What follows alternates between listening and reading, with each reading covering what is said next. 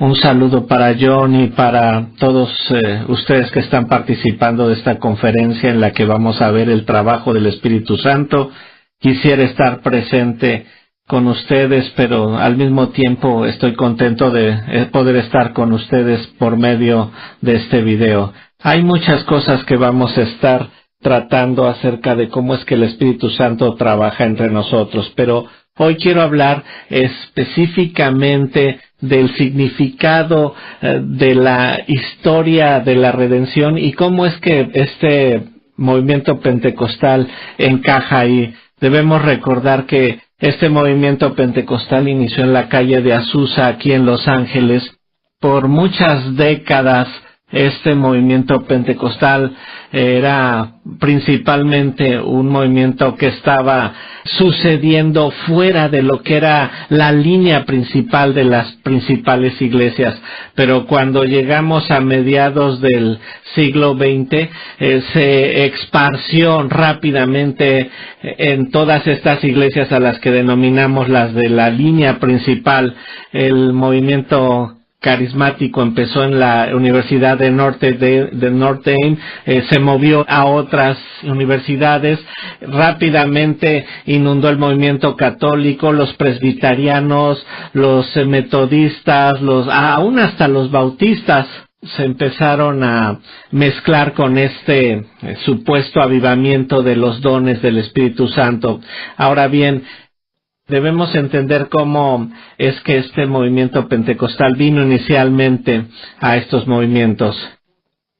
Este movimiento llegó con la idea de tratar de meterse en los diferentes credos que estas iglesias ya tenían. Por ejemplo, cómo es que este movimiento pentecostal se mezclaba con el presbiteriano, con el metodista, con el bautista. Pero conforme este movimiento creció y se desarrolló, este movimiento se fue degenerando ahora en un movimiento neopentecostal y generó esta teología neopentecostal que finalmente fue algo que no fue monolítico, es decir, no todos los del movimiento carismático comparten exactamente los mismos entendimientos teológicos, es decir, cada uno de ellos tiene un entendimiento diferente de la teología. Pero hay unos ingredientes básicos que coinciden en cada uno de estos movimientos pentecostales o bien en esta teología pentecostal. Uno de los más importantes aspectos de este movimiento de teología pentecostal es la idea de que es normal o bien normativo para toda la gente que sea bautizado por el Espíritu Santo después de la conversión. Ellos admiten que la gente puede tener conversión y regeneración al mismo tiempo que es bautizado del Espíritu, pero lo que es su pensamiento normal, su entendimiento normal, es que hay una especie de tiempo entre lo que es la conversión y la regeneración, y luego entre lo que es la regeneración y lo que es el recibir el bautismo del Espíritu. Esto lo ven como separado cronológicamente. Pero el punto que yo quiero enfatizar hoy es que la principal debilidad del movimiento neopentecostal o bien de la teología carismática, su principal debilidad es que ellos no ven claramente cómo fue o cuál fue el significado de Pentecostés en Hechos 2. Ahora, en lo que todos nosotros podemos estar de acuerdo es que el bautismo del Espíritu Santo debe de ser diferenciado de el accionar del Espíritu en la conversión, y también debemos diferenciarlo de la habitación del Espíritu Santo en nosotros, y también debemos diferenciarlo de ese proceso de santificación en donde nosotros estamos trabajando junto con el Espíritu Santo para que seamos conformados a la imagen de Jesucristo. Entonces, el significado del bautismo del Espíritu Santo tiene que ver principalmente con la capacitación del Espíritu Santo para la obra del ministerio. Cuando Jesucristo le dijo a sus seguidores que él se iba a morir y que pues él iba a separarse de ellos, todos sus discípulos quedaron devastados. Ellos entendieron que se iban a quedar sin Jesucristo, y para que el Señor les diera una consolación acerca de esta soledad o esta separación que iban a experimentar de Jesucristo, Él les dijo, a medida de consolación, les dijo: me tengo que ir, porque si yo no me voy, no voy a poder entregarles el Espíritu Santo en el sentido que Él estaba hablando. Entonces, nuevamente, antes de su partida de este planeta, antes de su ascensión, Él les dijo a sus discípulos que ellos se tenían que quedar en Jerusalén hasta el momento en que recibieran poder, para que ellos pudieran ser sus testigos en Jerusalén, Judea, Samaria y hasta lo último de la tierra. También sabemos que en el aposento alto, en ese largo discurso que el Señor les dio acerca del Espíritu Santo, Él les dijo que cuando Él se fuera, no los iba a dejar abandonados, sino que les iba a enviar del Padre, Él y el Padre les iban a enviar el Paracleto, que es el Consolador, como es que nosotros sabemos que dice la Reina Valera. Pero hay un problema al traducir esta palabra del griego Paracleto y trasladarla y decir que es un consolador. Él está explicando cómo es que esta palabra se une más acerca de lo que es el latín y por lógica tiene más significado al convertirla al español.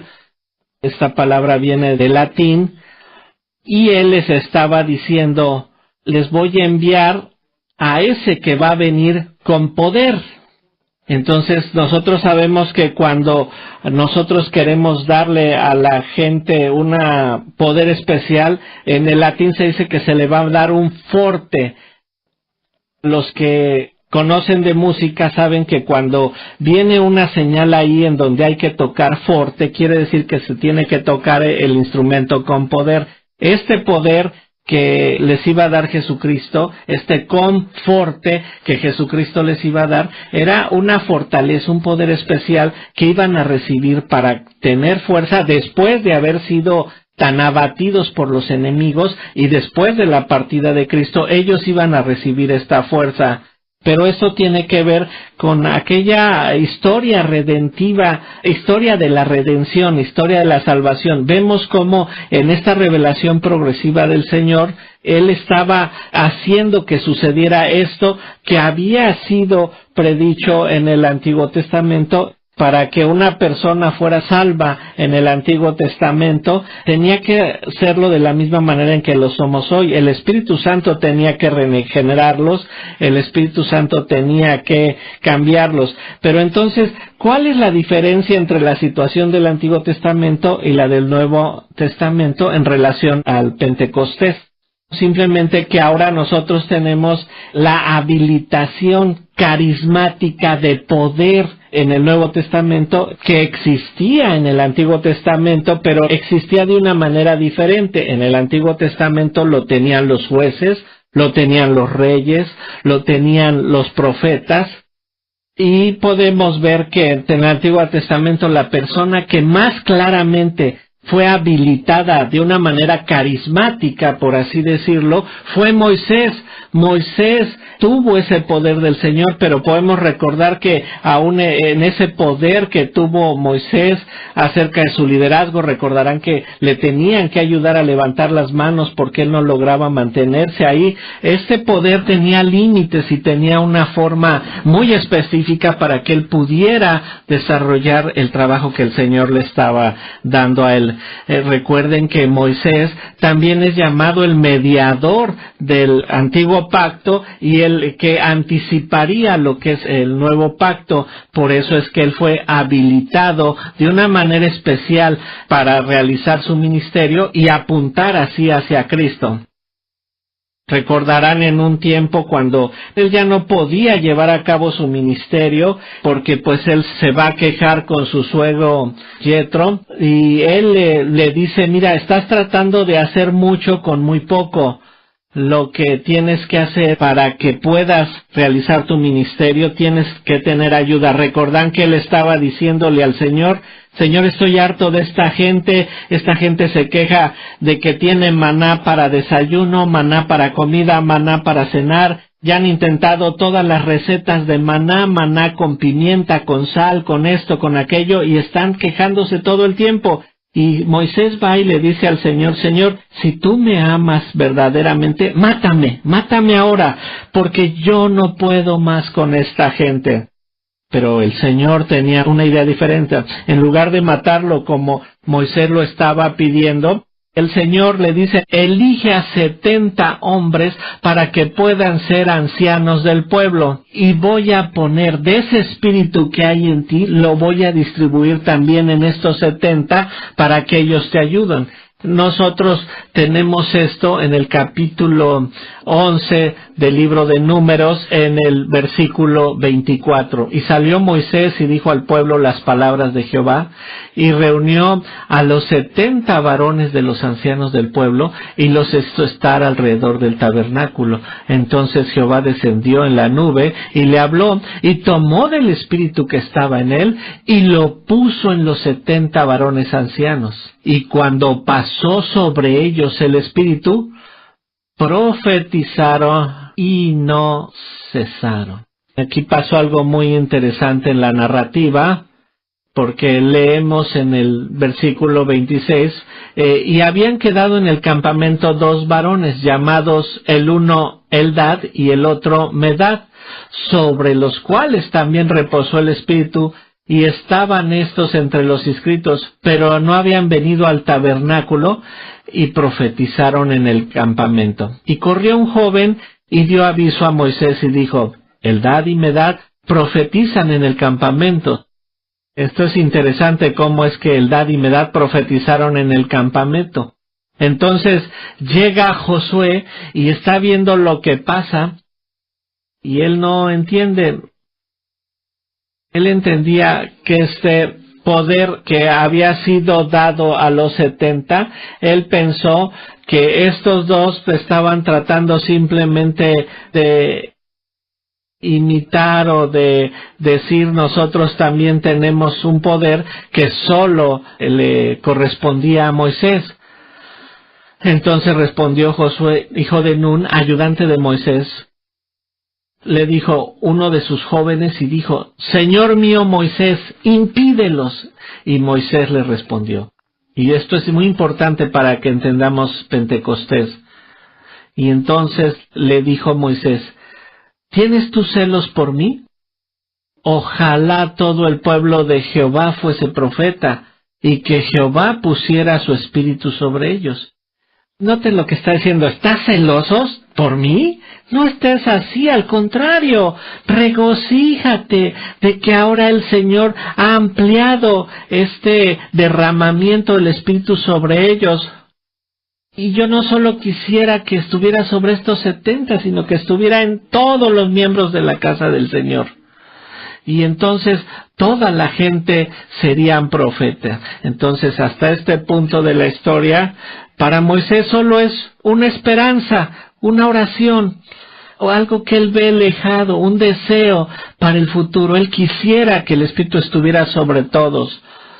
Pero este mismo deseo que fue expresado por Moisés es algo que va a ser una profecía específica por el profeta Joel en el capítulo 2, Joel 2:28. Joel 2:28, después de esto derramaré mi espíritu sobre toda carne, y profetarán vuestros hijos y vuestras hijas, y vuestros ancianos soñarán sueños, y vuestros jóvenes verán visiones, y también sobre los siervos y sobre las siervas derramaré mi espíritu en aquellos días. Como se dan cuenta, primero fue una oración, un deseo, ahora se convierte en una profecía, pero sigue siendo una profecía al futuro. Así como Moisés deseaba en el futuro, ahora la profecía es para el futuro. Pero ahora vámonos a Hechos 2, en donde tenemos la narrativa del suceso de Pentecostés, y leemos en Hechos 2, verso 1, cuando llegó el día de Pentecostés, Estaban todos unánimes juntos, y de repente vino del cielo un estruendo como de un viento recio que soplaba, el cual llenó toda la casa donde estaban sentados, y se les aparecieron lenguas repartidas como de fuego, asentándose sobre cada uno de ellos, y fueron todos llenos del Espíritu Santo, y comenzaron a hablar en otras lenguas según el Espíritu les daba que hablasen. Ahora, esos que estaban observando fuera de la comunidad judía, ellos pensaron que estos simplemente estaban presenciando una orgía de embriaguez en donde todos estaban pues fuera de sus cabales, completamente locos.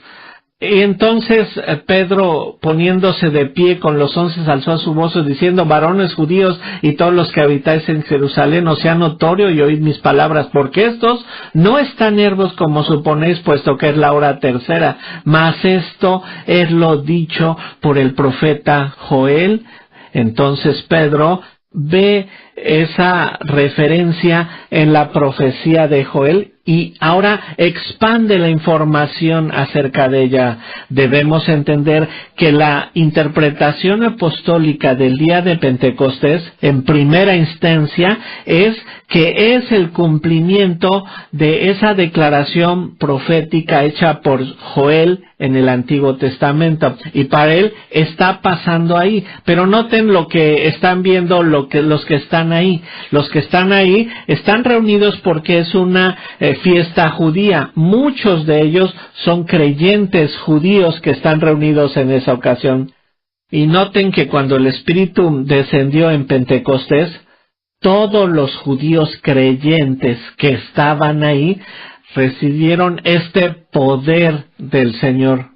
Pero esto no se trataba de que unos sí lo recibieron y unos no lo recibieron. No se trata de quién lo tenía y quién no lo tenía entre los creyentes judíos. Ahora, voy a decir hasta este punto que Pentecostés descendió sobre aquellos que habían sido ya creyentes y ahora están recibiendo el bautismo del Espíritu Santo. Entonces aquí es cómo es que nuestros amigos pentecostales de aquí desprenden la idea de que es normal creer primero y que pase un tiempo y después se recibe el bautismo del Espíritu Santo. Pero si nosotros no entendemos que el Pentecostés tiene un significado muy especial en la historia de la redención, esto no es una descripción de lo que va a suceder en las personas de ahí en adelante, sino que este es un momento muy especial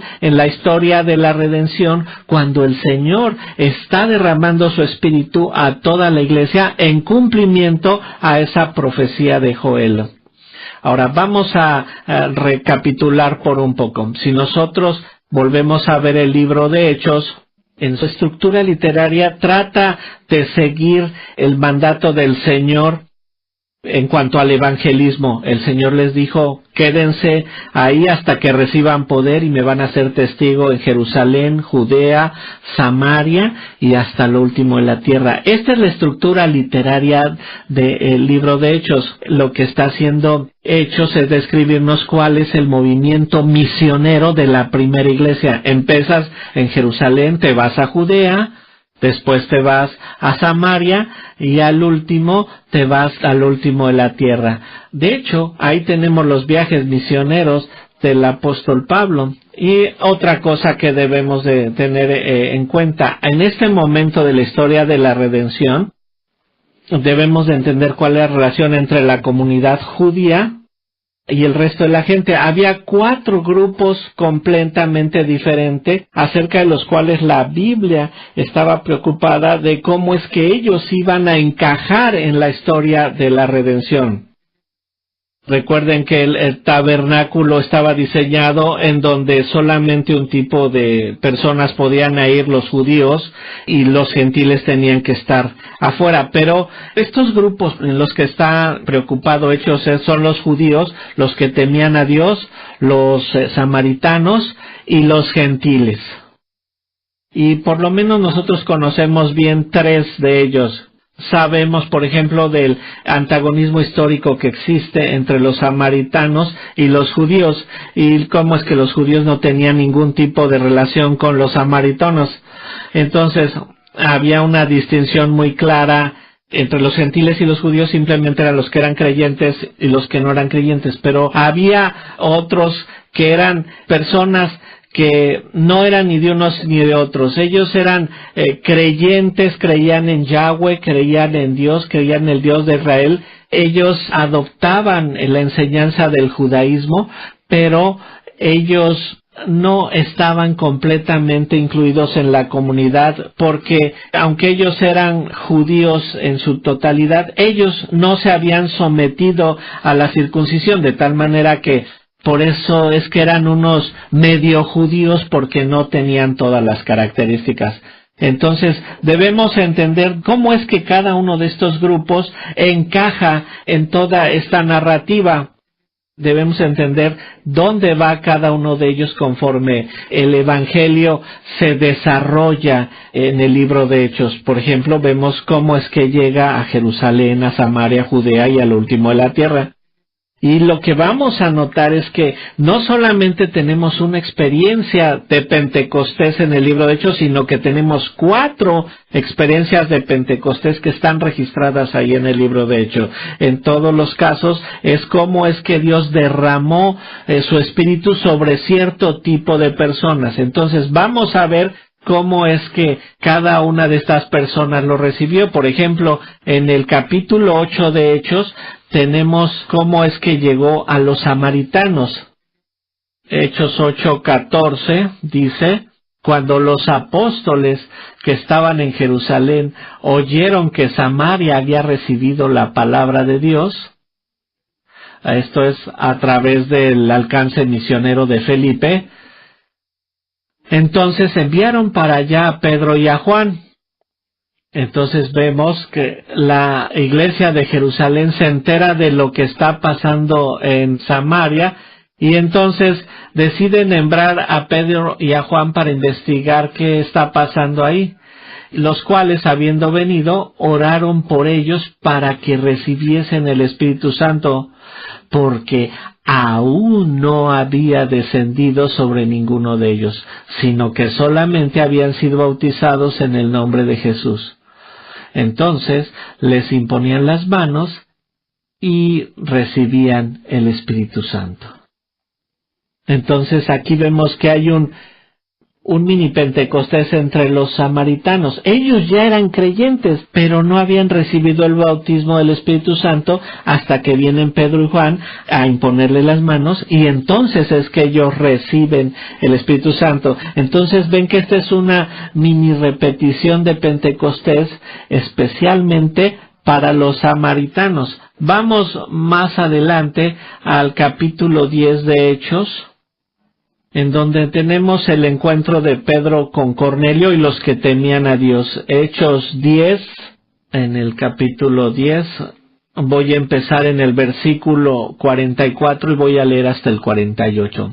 Pedro había estado predicando a Cornelio, quien temía a Dios, y nos dice aquí que mientras aún hablaba Pedro estas palabras, el Espíritu Santo cayó sobre todos los que oían el discurso, y los fieles de la circuncisión que habían venido con Pedro se quedaron atónitos de que también sobre los gentiles se derramase el don del Espíritu Santo, porque los oían que hablaban en lenguas y magnificaban a Dios.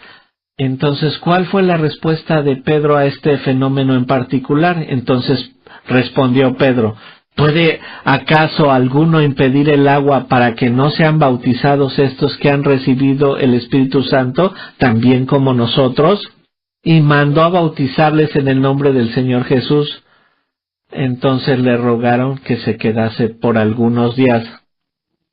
Y si de ahí nos vamos al 13, en donde dice: envía a Jope y haz venir a Simón, el que tiene por sobrenombre Pedro. Él te hablará palabras las cuales serás salvo tú y toda tu casa. Y cuando comencé a hablar, este es Pedro, dice, cayó el Espíritu Santo sobre ellos también como sobre nosotros al principio. Entonces me acordé de lo dicho por el Señor cuando dijo, Juan ciertamente bautizó en agua, mas vosotros seréis bautizados con el Espíritu Santo. Entonces aquí está la conclusión del significado de esta extensión del bautismo del Espíritu Santo a los que temían a Dios. Si Dios pues les concedió también el mismo don que a nosotros, que hemos creído en el Señor Jesucristo, ¿quién era yo que pudiese estorbar a Dios? Entonces, oídas estas cosas, callaron y glorificaron a Dios, diciendo, de manera que también a los gentiles ha dado Dios arrepentimiento para vida. Este es el Pentecostés número 3. En el caso del primer Pentecostés, todos los judíos recibieron el bautismo del Espíritu Santo. Entre los samaritanos, todos los creyentes que estaban ahí reunidos recibieron el bautismo del Espíritu Santo. Ahora, aquí, en este tercer Pentecostés, todos los que temían a Dios, todos ellos recibieron el bautismo del Espíritu Santo. Entonces, la conclusión a la que estaba llegando Pedro no era una conclusión de una teología de tener y no tener, o una teología de una separación temporal entre la conversión y recibir el poder del Espíritu Santo. El significado que ellos ven en la narrativa es un significado obvio, es que Dios hace lo mismo en ellos que hizo con nosotros en Pentecostés. Así es de que nosotros debemos de recibirlos con todos los derechos, con toda la membresía, con toda la ciudadanía de la iglesia. No tienen por qué ser un tipo de segunda clase de creyentes, porque ahora la iglesia no solamente es judíos, sino son judíos samaritanos y estos gentiles que son denominados los que temían a Dios. ¿Y qué pasa con los gentiles que no temían a Dios? Los que estaban muy lejos del reino de Dios. Aquellos que el Antiguo Testamento consideraba que no eran limpios, que eran forasteros, que no eran de ellos. Bueno, para entender lo que pasó con ellos debemos avanzar al capítulo 19 de Hechos. En el capítulo 19 y vemos en el versículo 1 que dice, aconteció que entre Apolos estaba en Corinto, Pablo, después de recorrer las regiones superiores, vino a Éfeso y hallando ciertos discípulos les preguntó, ¿recibiste el Espíritu Santo cuando creíste? Y ellos le dijeron, ni siquiera hemos oído si hay Espíritu Santo. Entonces dijo, ¿en qué pues fuisteis bautizados? Ellos dijeron, en el bautismo de Juan. Dijo Pablo, Juan bautizó con bautismo de arrepentimiento, diciendo al pueblo que creyese en aquel que vendrá después de él, esto es, en Jesús el Cristo. Cuando oyeron esto, fueron bautizados en el nombre del Señor Jesús, y habiéndoles impuesto Pablo las manos, vino sobre ellos el Espíritu Santo, y hablaban en lenguas y profetizaban. Eran por todos unos 12 hombres. Solamente 12, nuevamente vemos una separación temporal entre la conversión de los efesios y el momento en el que reciben el poder del Espíritu Santo. Pero todos los efesios que estaban reunidos ese día recibieron el Espíritu Santo, recibieron el poder para llevar a cabo el ministerio. Entonces vemos que en estos grupos, en estos 4 grupos de personas, vemos que ellos eran de diferentes iglesias y, por así decirlo, recibieron cada uno su Pentecostés, porque la idea del Pentecostés no era simplemente darle poder a algunos o a algunos electos, a algunos escogidos, sino que todos los miembros del cuerpo de Cristo ahora tuvieran el poder para llevar a cabo el ministerio. Entonces, por eso tenemos Pentecostés en Jerusalén, en Samaria, con Cornelio, los que temían a Dios, y ahora con los efesios, con los gentiles efesios gentiles. Ahora, ¿cómo es que esto se aplica en el Nuevo Testamento? sabemos que las iglesias que se establecieron en Corinto por Pablo, ellos tenían problemas muy severos con el Espíritu Santo y en especial con los dones del Espíritu Santo, por lo cual Pablo tuvo que escribirles no solo una vez, sino dos, para que ellos pudieran entender cuál era su mal entendimiento acerca de esto. Aún Pedro les dice que tienen que regresar y leer esa carta nuevamente, aunque es difícil de entender. Y vamos a ver cómo da Pablo sus instrucciones ahí en Corintio, en 1 Corintios 12.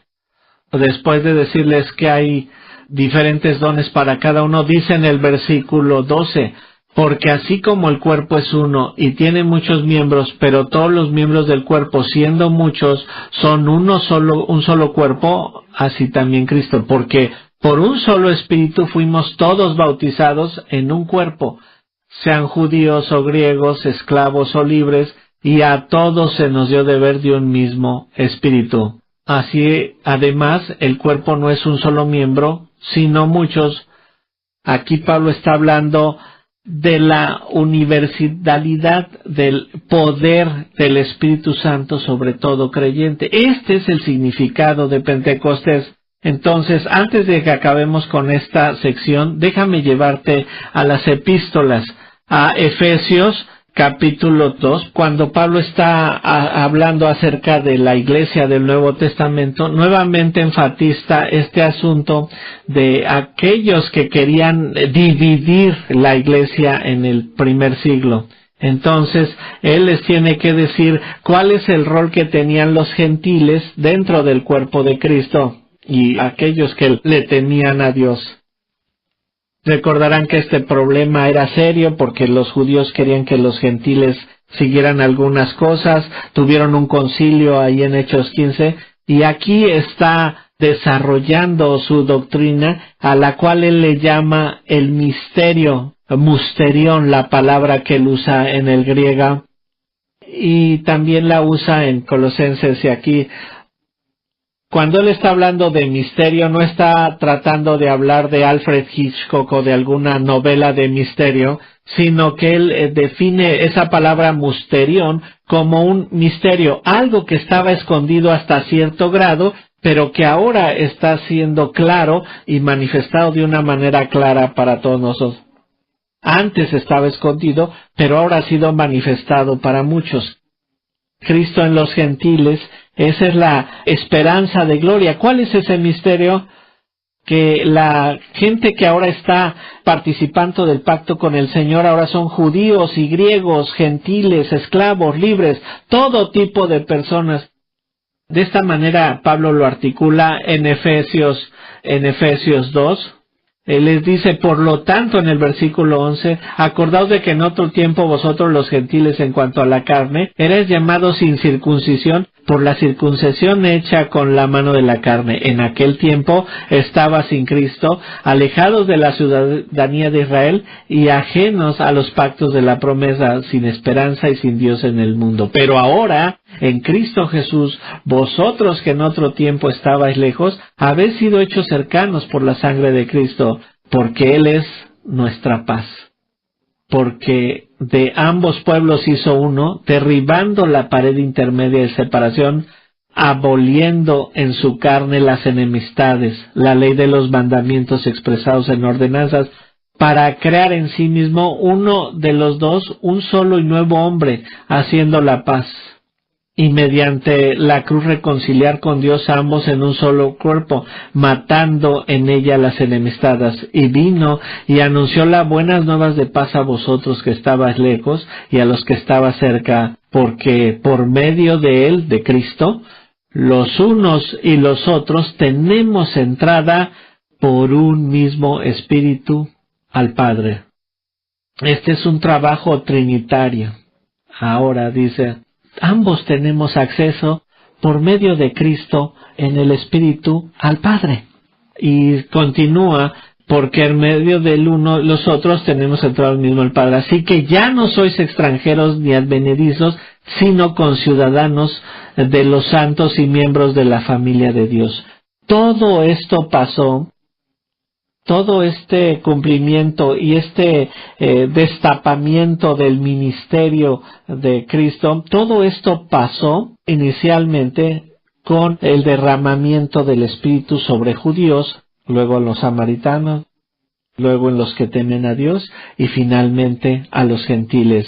Y como decía yo al principio, algunas preocupaciones con mis hermanos carismáticos es que ellos ponen demasiado énfasis en Pentecostés, pero no ven lo obvio de Pentecostés. Esto no significa que va a ser el derramamiento del Espíritu sobre todos los creyentes. Ahora, todos los cristianos dicen, pueden tenerlo, deben tenerlo. Pero el error en el que ellos están es que ellos creen que se puede ser creyente sin tener el Espíritu Santo. Y es donde ellos pierden el punto. El derramamiento del Espíritu es para todo cristiano. Si en efecto es un verdadero cristiano, si en efecto eres regenerado por el Espíritu Santo, Dios te ha dotado, Dios te ha dado el poder. Y ahora se nos ha dotado para participar en la gran comisión y ir y predicar el Evangelio. ¿Por qué? ¿Por qué podemos? Porque ahora se nos ha dado el poder para poder ser mensajeros de Cristo, testigos de Cristo en todo el mundo. Oremos. Padre, te agradecemos porque tú nos diste tu Espíritu con poder y nos has dado a nosotros el poder de cumplir ese mandato, de ir a cumplir con ese mandato y predicar a Jerusalén, Samaria, Judea y hasta lo último de la tierra. Gracias, Señor, porque tú nos equipaste por medio de tu Espíritu para ese ministerio. Nosotros te agradecemos porque ese poder ha sido dado a todos los que estamos en Cristo. Amén.